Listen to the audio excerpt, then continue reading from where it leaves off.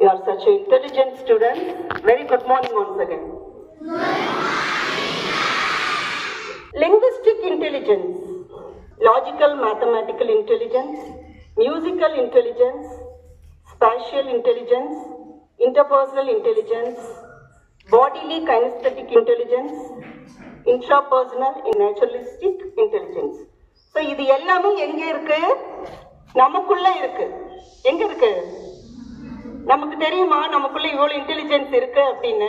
இது வரைக்கும் யோசிச்சு பார்த்திருக்கோமா?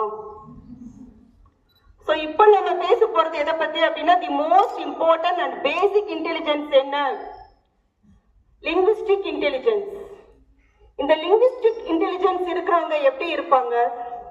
They are good in reading, they are good in writing, they are good in speaking, they are good in storytelling.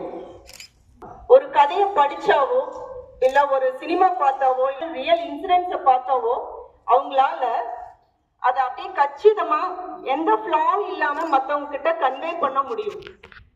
அந்த intelligence நேச்சுரலாவே நிறைய பேர்கிட்ட இருக்கும். இல்லாதவங்க அதை என்ன பண்ணிக்கலாம்? அதை டெவலப் பண்ணிக்கலாம். அதர் லாங்குவேஜஸ் கத்துக்கிறதுல ரொம்ப இன்வால்வ்டா இருப்பாங்க.